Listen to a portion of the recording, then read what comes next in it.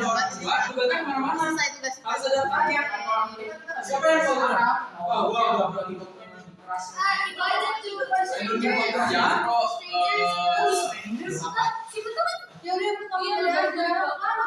Berbalas nafas kok. Ini lah ini sebuah sekolah. Tabu. Yes sir. You just tabu.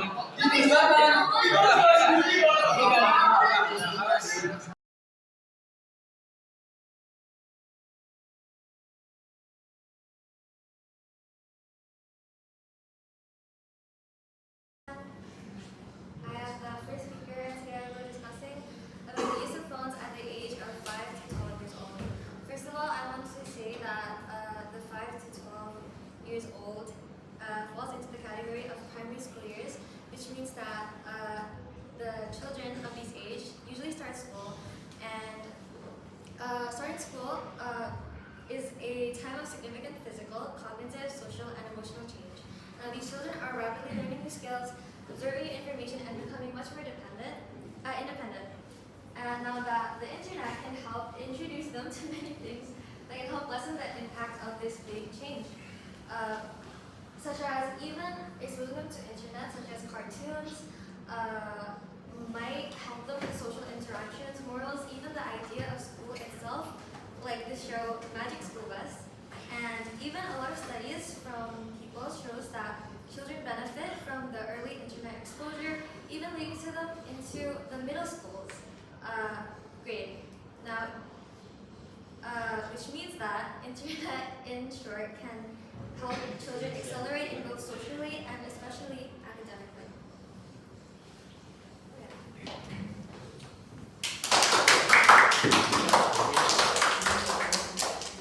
Assalamualaikum warahmatullahi wabarakatuh. My name is Saya and I will be the first speaker for the Contact team. We will contact team for the topic that children at the ages of 5 to 12 years old should not. We believe that children at the ages of 5 to 12 years old should not be allowed access to mobile phones, as we believe that having phones at such a young age can be detrimental to their development both physically and mentally. Firstly, excessive use of phones can lead to physical health issues such as eye strain, poor posture, and sleep disturbances due to blue light exposure to our time. Such health concerns will come up from how children are prone to using their phones. Continuously staring at the screen causes eye strain. The small text makes you strain your eyes harder, making it get tired more easily. Other than that, constantly looking down at the phone could cause strain on the neck and shoulders. Secondly, increased phone usage can contribute to mental health problems such as anxiety and depression, especially with the pressure from social media and cyberbullying. Keep in mind that social media is literally designed to keep you engaged by continuously supplying your feed with videos of things that you have shown an interest in. Constant exposure to perfect lifestyles will cause a decrease in self-confidence and worth. Other than that, the anonymity that the internet provides can make individuals engage in online harassment. Finally, continuous access to phones may allow children to be exposed to inappropriate or harmful content online, including violence, explicit material, and misleading information.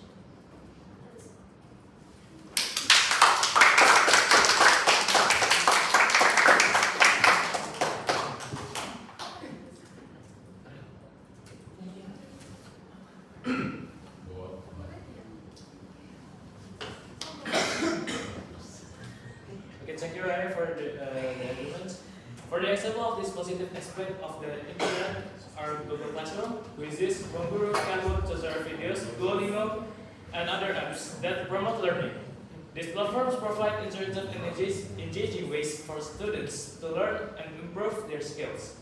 They also offer a convenient and accessible way for individuals to access educational resources anytime and anywhere. Thank you.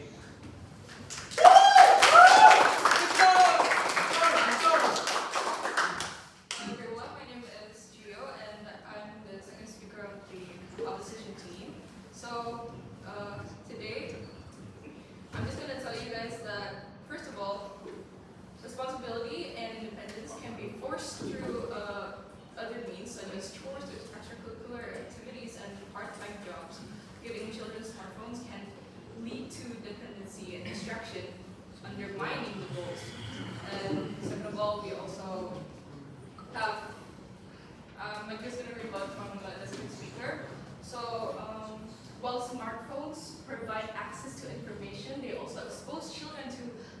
misinformation and harmful contents. So supervised use for the internet on shared families advice ensure children access reliable information in a safe environments.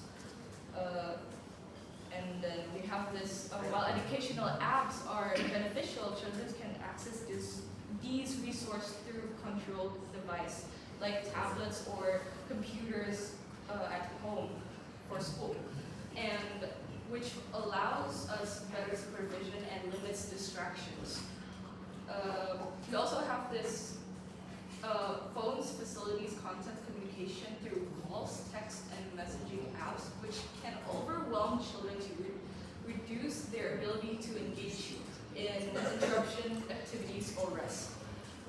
While the internet and connection devices can access inappropriate content, the constant connectivity of phones make it easier for children to encounter such content without parental supervision. That's all.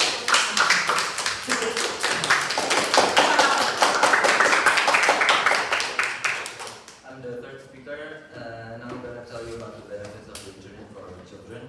So the benefits of the internet in general include access to a vast amount of information, communication with people around the world, and opportunities. These opportunities are beneficial for children as they can enhance their learning through educational websites, connect with peers for group projects, and develop important digital skills that are essential in today's society. Additionally, the internet provides a platform for children to explore their interests, hobbies, and potential career paths at a young age.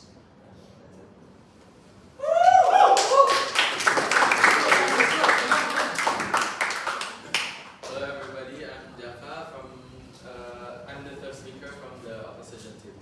I have three points here. The first one is addiction. Phones can be highly addictive, leading to excessive screen time that detracts from physical activities, face-to-face interactions, and other productive behaviors. The second point is communication overload.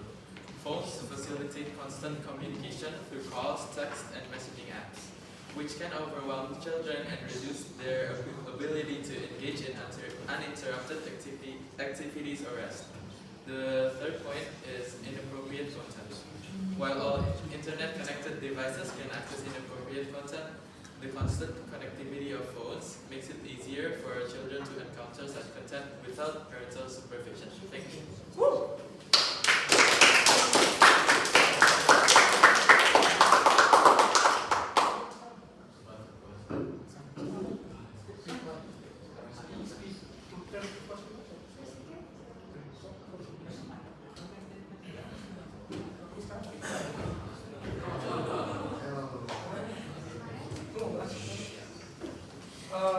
Hello, I am the fourth speaker. My name is Ardi, and I will be rebutting some of the arguments. First of all, as the first speaker earlier said, excessive use of phones cause eye strain and bad posture. We disagree with this argument because the problem is not the phone itself at fault, but bad use of the phone, not teaching them well enough how to use the phone, not teaching them good posture, not giving them time, like limited time on their phones. So it's not really the phone at fault. You can also say this about TVs. TVs can cause bad posture, TVs can cause eye strain, TVs can cause sickness, but it's not the TV itself at fault, but the lack of supervision and parental control over these children that are using these phones. The second speaker, never mind, the first speaker continued said, I'm not done with this. The first speaker, social media use. Social media use is, first of all, there can be two things to limit this. First of all, parental lock. Most phones have something called a parental lock, which locks their child's phone to only access some certain apps, screen time, limit screen time, share location, a lot of things in these parental locks. And so that's one way to limit social media use for these children. And second of all, the problem with social media doesn't lie at the owning the phone itself, but the problem mostly lies at the corporations behind these social medias. So like Facebook, Instagram, it's not so much the phone at fault, but these corporations. And the second speaker earlier said, she says that you can teach responsibility and chores through other ways, which I'm confused since we didn't even mention that in the first place. So, bit confused from that. But she did mention that smartphones, the internet, sometimes provide misinformation, which I will rebut by saying schools, newspapers, TV, all of the other medias can spread misinformation, and it's not just phones. And actually, phones have a less, like, the chances of misinformation spreading is less in phones and the internet because there's someone that can rebut these misinformations. That is all from me.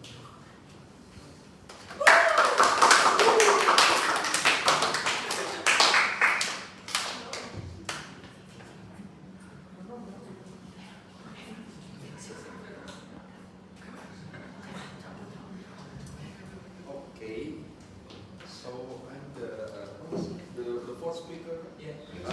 See, I'm the fourth speaker of this of my group. I see lots of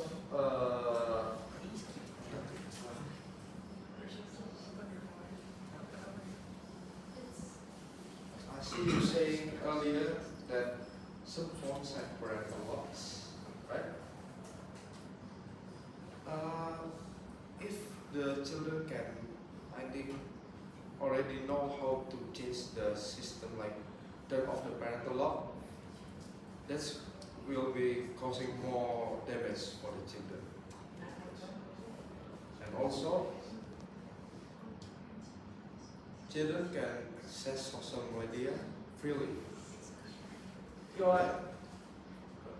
Yeah? You want? Interruption. Okay, no, fine. Deny. Deny.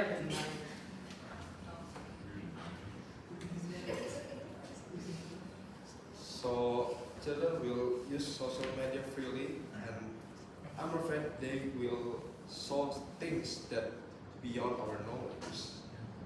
And then the addiction and then dependency on the phone. They can reach those addiction that maybe we don't know, like, I'm sorry saying this, porn, and something beyond that.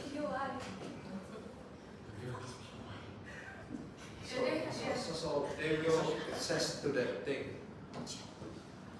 And then on the privacy and security risks, there will be a vulnerable target for the hacker. So I think Deny? Accept? Deny. Continue. How much more denies? so. I think phones should be given away from the children because children can access so many things on the phone. That's it from me. Thank you.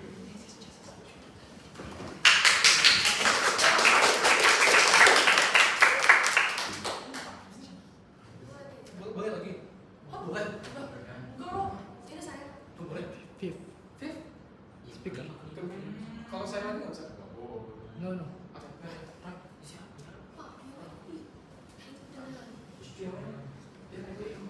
They deny your POI.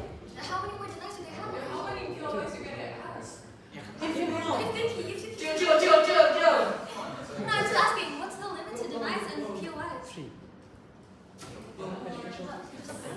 We don't know the limit is 3, huh? 3 times. That's really nice. Hello, I'm the fifth speaker. Now I'm gonna inform the educational tools. Gadgets like tablets, computers, and smartphones provide children with access to a plethora of educational apps and resources. These tools can enhance traditional learning by offering interactive and engaging ways to study subjects such as math, science, history, and languages. For example, educational apps can often include quizzes, interactive simulation, and multimedia content that can make learning more dynamic and enjoyable. Additionally, e-books and audiobooks can cater to different learning styles, helping children to better understand and retain information.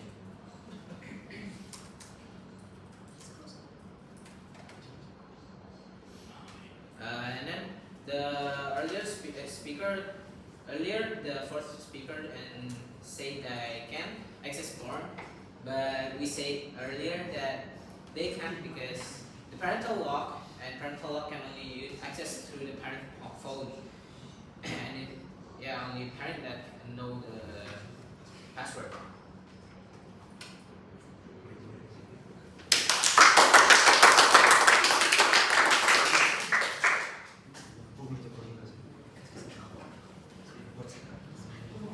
But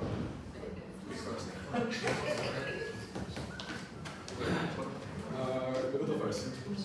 Responsibility and independence can be fostered through the other means, such as scores, extracurricular activities, and part-time jobs. Giving children smartphones can lead to dependency and distraction, undermining these goals. And you said that the parents have the password to the parental locks. I mean, What if the children knows what if the children knows about that? Like the children now is smart, not like the children in the past. Yeah, I accept that. Okay. I want to ask, how would the child have the password if it's kept in the parent's phone? Like, you could make an argument for like literally anything. Why have a car if the child can grab the key card, like the key for the car, and they can like drive it off somewhere? Why would you have a car? Like you say like, oh, don't have phones because they're not supervised. We say, well, they are supervised, and then you say, well, what if they break the password? That's an if they break the password. Like, you could also say that for cars.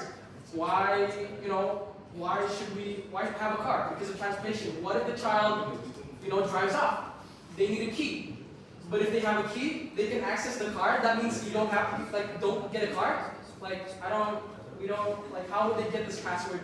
If it's only in their parents' phones, these children aren't very well versed in technology yet. And even then, if they have the password, first of all, if they have the password to their mom's phone or dad's phone, they have to have another password to the parental lock. And even then, if the parent knows about, the parent will be notified about this, right? Then they'll just make a new password. Easy, bye. Easy. That is all. Come on, okay.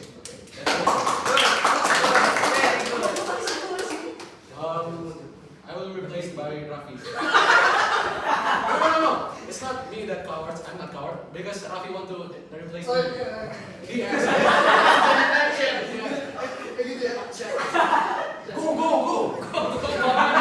Go! Get us! Okay, Mark. So you said again. Are you Harvey Specter? That the children can access to the phones, but the parents will change the password again. I think sometimes parents can change their password in the same thing. I mean, maybe from 1 to 3, and the children know a dozen of his mother's password. So maybe the children can know the password. And secondly, you said about key card. The point is, we don't talk about car, we talk about phone. Okay? So back to the main point, but I want to answer the car. Maybe if your child know where the key are, we can put it away from them, like storing inside the shelf, in a closed way shelf, or what is it? A wardrobe, or something like that. Good way for them. Did I?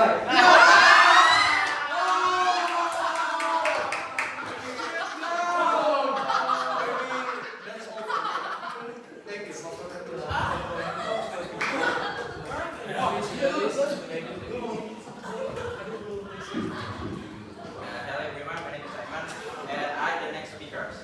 The